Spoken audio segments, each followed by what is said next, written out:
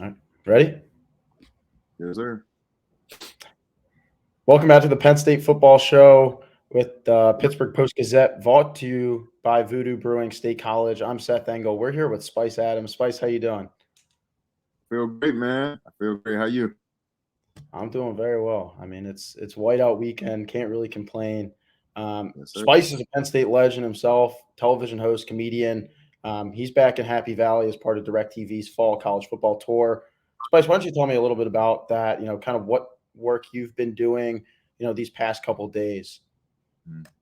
Well, DirecTV is kicking off their fall college football tour, and I can think of a better place to start. This is like one of the best things in all of college sports. Like the atmosphere here at the Whiteout is going to be crazy. So for me to partner up with DirecTV, it's going to be awesome, man. They're going to have a bus that's wrapped, and a lot of fans can come out and tailgate, and watch the game, and they can play games, and they're going to have local DJs there and the whole nine. So I'm glad that DirecTV is doing this, and I'm glad that they started off at Penn State with the whiteout. So shout out to DirecTV.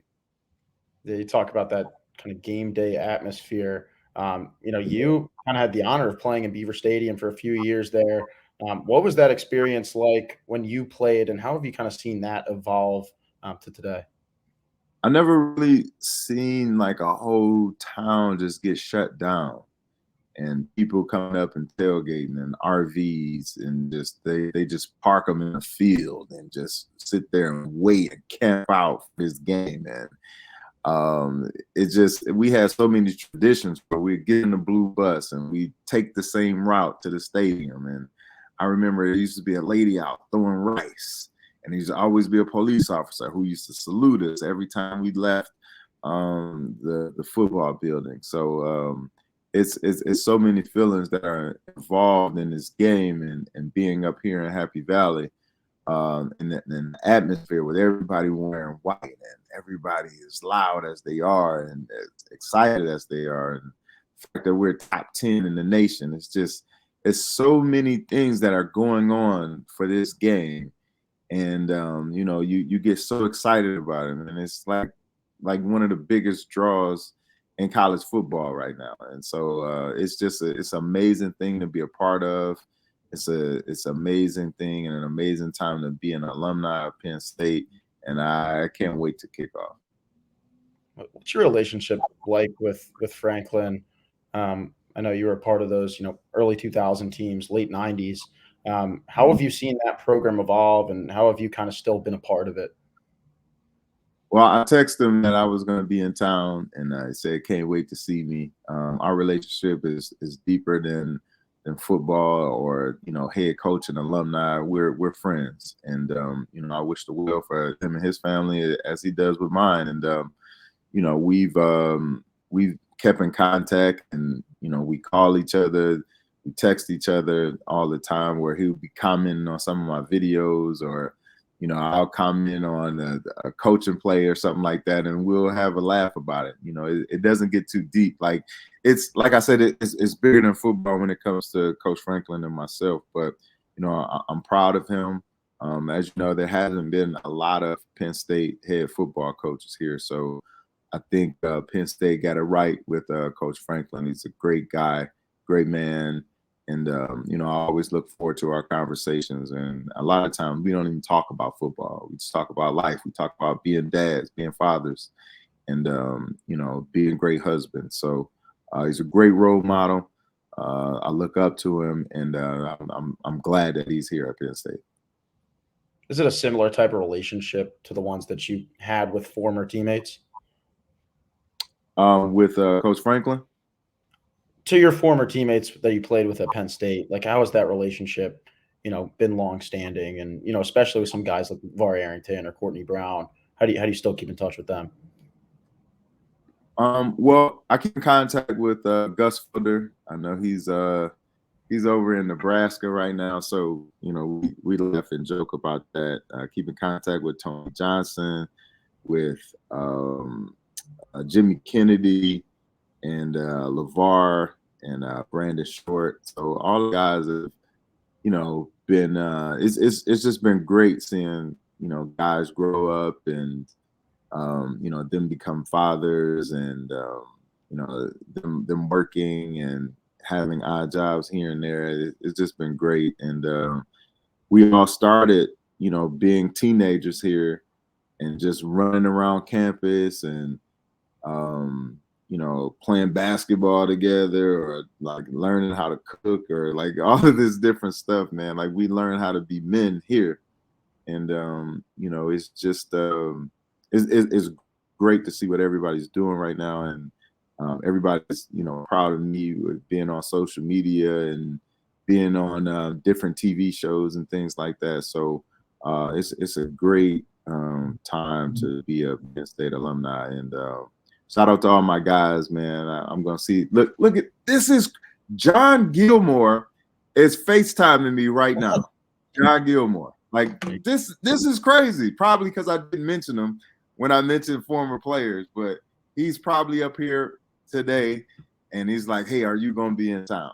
So this is perfect timing from John Gilmore. And funny story about John Gilmore: when I was getting recruited to play ball here, his roommate was Tony Stewart, and he knew Tony Stewart had some other stuff that he had to do.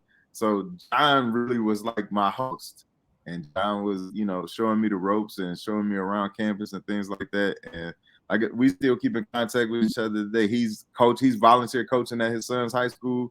I'm volunteer coaching at my son's high school. So we call each other, encourage each other, and we just keep each other motivated. And that's one thing about the group that we had at Penn State. Like we always looked out for each other, and we still do to this day. Yeah, I mean, you talk about kind of the connection that you guys had as teammates, but I mean, on field, some of those defenses that you were a part of are, potentially some of the greatest in program history. Specifically with LeVar and Courtney Brown and Brandon Short. What was it like to come into the program when they had built such an intense defense? And what were some of your first practices like there? Oh, my first practices was it's like a welcome to college football type of moment. Like I thought I worked hard when I was in high school, but when I got here, it was just like it was just to the 10th degree. I remember my first workout in the gym. I blacked out in the locker room, and like I was asleep, and I just woke up, and it was like, "Oh, you had your first workout." And I was like, man, I didn't know it was going to be like this, man. I was like, does it get better? Like, goodness gracious. So, but being with Courtney and LeVar, I mean, you're talking about number 1 and number 2 in the draft. Like, it's crazy the amount of training that we had to do. Like, we had these tests in order to be invited to camp. You had to do 40 40s. You had to run 16 110s. You had to do a 20-minute test. If you were a big man like me, you had to get 2.5 miles in 20 minutes. And then we had 300s. Like you had to pass 10 300s in order to get invited to camp. And when you did get to camp, if you didn't pass those things, you had to do those things before practice. Like if you didn't pass the 300 tests, 10 of them, by the way, then you would have to do those before practice until you passed. So like we were a different breed, man. And we didn't win the big one. We didn't win the national championship, but we had the talent to do it. But for whatever reason we didn't, but we still formulated these relationships, like I said, and we still keep in contact with each other today. Like case in point, John Gilmore FaceTiming me just now. Yeah, I think it's pretty incredible how Penn State has been able to, keep that defensive consistency for decades. This year's defense that you talked about last week with the 5 forced turnovers, that's pretty good. From what you've seen, how is this defense, or maybe the past couple of years of defenses, compared to the ones that you were a part of? I don't know. It's still kind of early, but I don't want to look at our defense like, oh, we had the best thing since sliced bread, whatever, Like, we were good, but like I say, we fell short. But I'm excited for this defense. They're young, and like I say, anytime you can force 5 turnovers, and I believe the offense was out on the field for like 17 minutes. So if you could like do something like that with a team like Iowa and other teams in the Big Ten, it's going to be a long day for our opponents. But I'm excited for these guys. The telltale sign of a good defense is if the defensive line hustles to the ball and the corners come up and tackle you. And we have that here. The hardest thing is consistency, doing it every day in practice and doing it every week for every game. That's the hardest thing to do. And if we can find a way to do that and stay healthy, we're going to be a force to be reckoned with for sure. I'm kind of wondering about the defensive line because I remember last year after the Michigan game, Penn State, I believe gave up, I think, over 400 yards on the ground. And Franklin said post game, we need to be bigger in the trenches.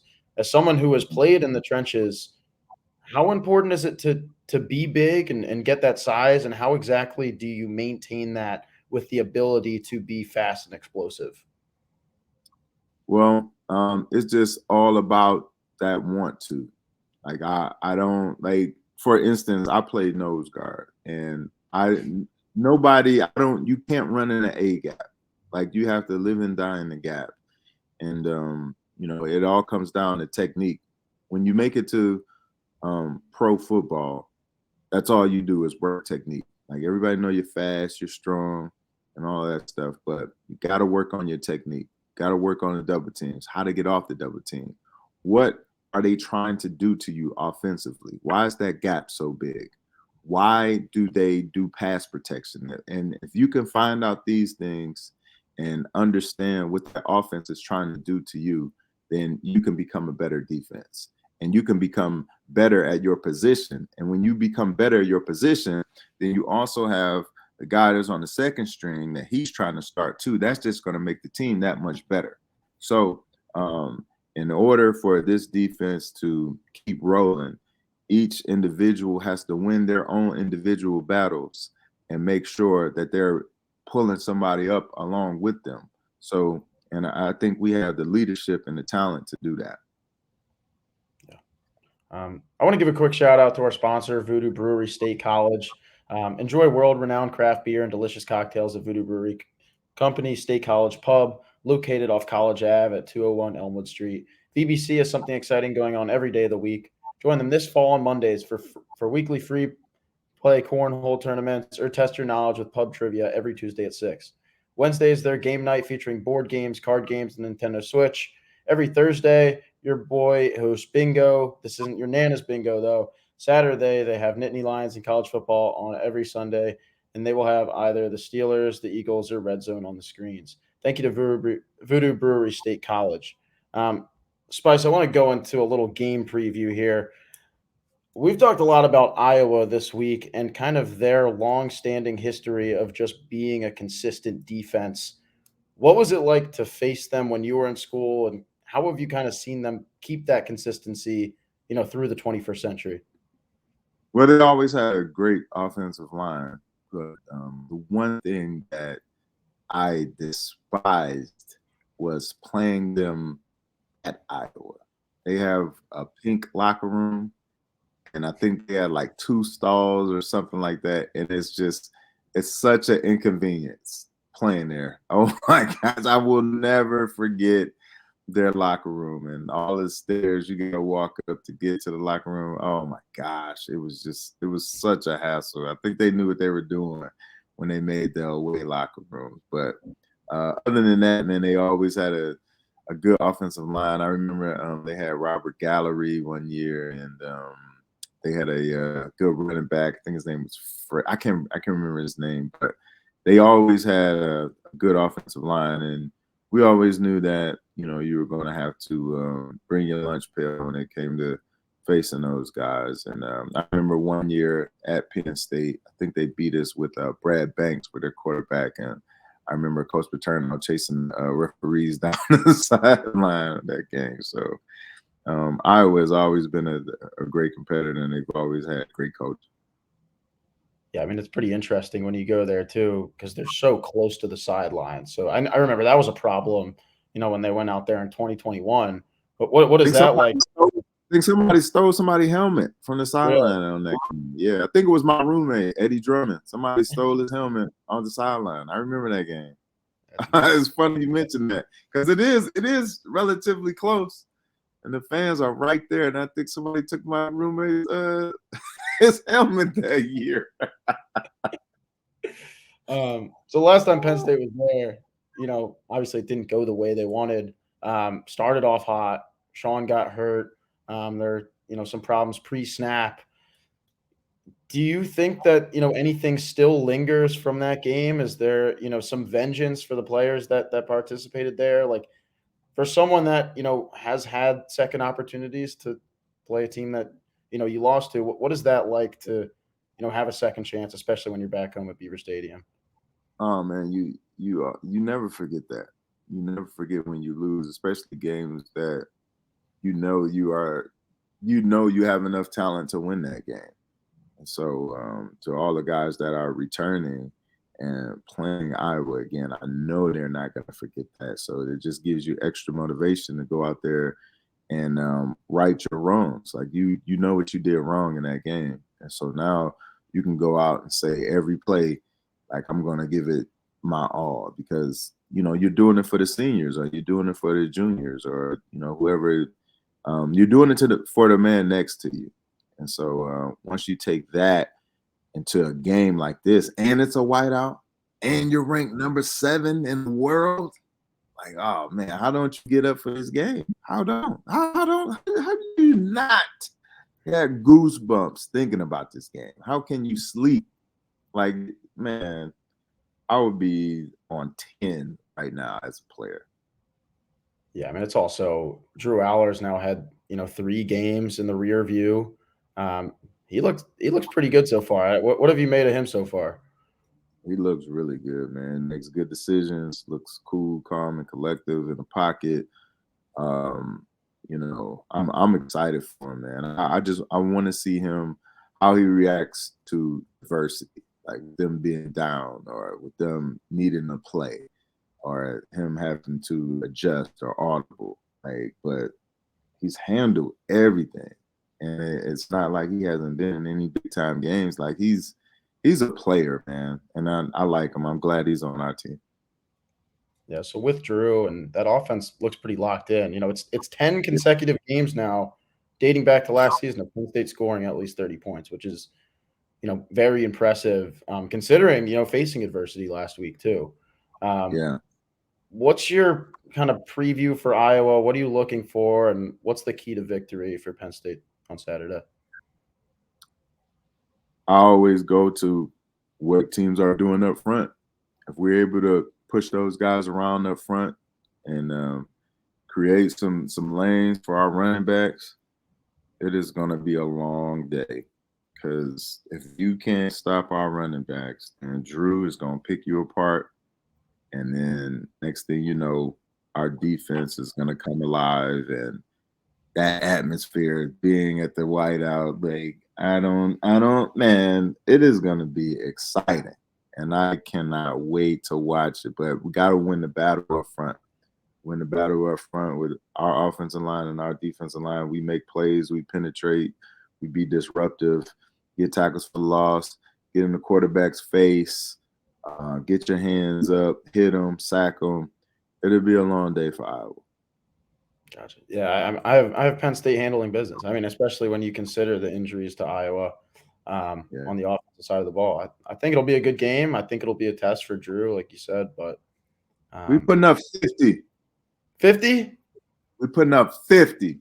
Might be 54. All right, I'm gonna hold you to that. Oh, no, it's crazy. You from Chicago? I am from Chicago. Okay, good. I should know I that. see Oh, you see the the flag flag. in the Back. Yeah. back. I am from Yeah, Chicago. I'm on the suburbs of Chicago right now. Where are you from? I'm from Detroit. But I've been living in the suburbs of Chicago now for almost 17 years. You know, I played for the Bears for 5 years, and after I retired, I just stayed up there. So It's a great town. good deal for sure. It's amazing town. Best city in the world. All right. Well, that'll do it for us today. Spice, thank you so much. I really appreciate the time. Yeah, no problem.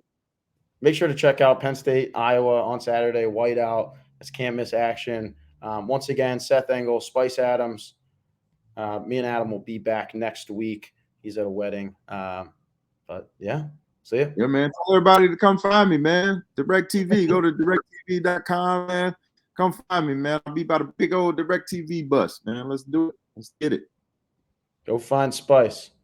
All right. Take care. Bye. All right, man. You too. Thank you for checking out this content from Post-Gazette Sports. If you enjoyed the video, please like it and subscribe to our YouTube channel. Check out our Apple Podcast channel for more podcast content. Click below for a special deal of 99 cents for a 3-month subscription to the Pittsburgh Post-Gazette.